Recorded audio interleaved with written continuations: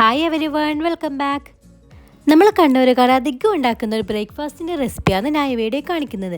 അപ്പോൾ നമ്മളിതിന് വെളുക്കാന്നാണ് പേര് പറയൽ. നിങ്ങൾ ഈ വീഡിയോ ഫുള്ള് കണ്ടതിന് ശേഷം നിങ്ങൾ ഇതിനെന്താ പറയുന്നത് ജസ്റ്റ് കമൻറ്റ് ചെയ്യണേ.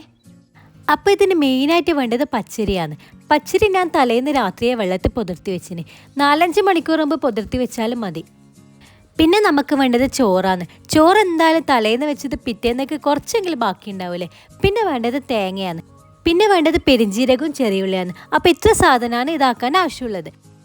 ആദ്യം തന്നെ മിക്സിൻ്റെ ജാർ എടുക്കുക. അതിലേക്ക് പച്ചരി നല്ലോണം കായ്ക്കിയതിന് ശേഷം ഇടുക. പിന്നെ അതിലേക്ക് ചോറ് ഇടണം. ചോറ് 1 കപ്പോളം ചോറാണ് എടുത്തിട്ടുള്ളത്. നമ്മളെ മിക്സി ചെറിയ ജാറായതുകൊണ്ട് നമുക്ക് 2 പ്രാവശ്യമായിട്ട് അടിക്കേണ്ടി വരുന്നുണ്ട്. ചോറ് നമുക്ക് പൊന്നരി ആയാലും കുറുവരി ആയാലും ഒന്നും കുഴപ്പമില്ല, എല്ലാം ഇടാം. പിന്നെ അതിലേക്ക് ആവശ്യത്തിനുള്ള ഉപ്പിടുക. പിന്നെ അതിലേക്ക് കുറച്ച് വെള്ളം കൂടി ആഡ് ചെയ്യണം. എന്നിട്ട് ഇത് മിക്സിയുടെ ജാറിലിട്ടിട്ട് നല്ലോണം അടിച്ചെടുക്കണം. അതിൻ്റെ ശേഷമാണ് അടുത്ത ഇൻഗ്രീഡിയൻസിൽ ചേർക്കാനുള്ളത്. ഇത് നല്ലോണം അരഞ്ഞതിന് ശേഷം അതിലേക്ക് തേങ്ങ ഇടണം. 1 കപ്പോളം തേങ്ങ ഞാൻ ഇപ്പോൾ എടുത്തിട്ടുണ്ട്. പിന്നെ അതിലേക്ക് 1 ടേബിൾ സ്പൂണോളം പെരിഞ്ജീരകം ഇടണം. പിന്നെ അതിലേക്ക് ചെറിയുള്ളി ഇടണം. ചെറിയുള്ളി ഇപ്പോൾ ഒരു 4-5 ചെറിയുള്ളി ഞാൻ എടുത്തിട്ടുണ്ട്.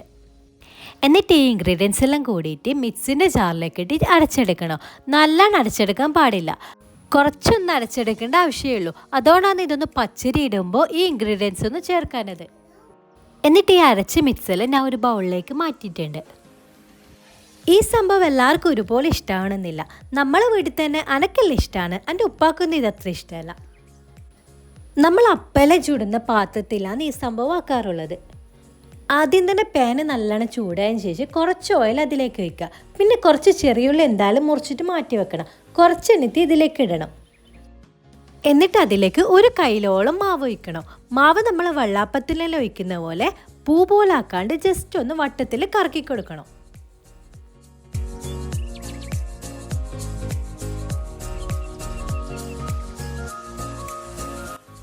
എന്നിട്ട് ഇത് മീഡിയം ഫ്ലെയിമിലാക്കിയിട്ട് കുറച്ച് ടൈം ഇങ്ങനെ മൂടി വെക്കണം. എന്നിട്ടൊരു 2 മിനിറ്റിന് ശേഷം ഇതൊന്ന് തുറന്ന് നോക്കണം. അപ്പോഴത്തേക്ക് നല്ലോണം ആയിട്ടുണ്ടാവും. എന്നിട്ട് ജസ്റ്റ് ഒന്ന് ഇത് തിരിച്ചിടുകയും വേണം. അപ്പം നമ്മൾ സംഭവം ഇതാ റെഡി ആയിട്ടുണ്ട്. ഇത് നമുക്ക് നല്ല മുട്ട റോസ്റ്റിൻ്റെ കൂടെയും ചിക്കൻ കറിൻ്റെ കൂടെയൊക്കെ കഴിക്കാം. ഇത് അധികം ആൾക്കാർക്ക് ഇഷ്ടമാവണമെന്നില്ല.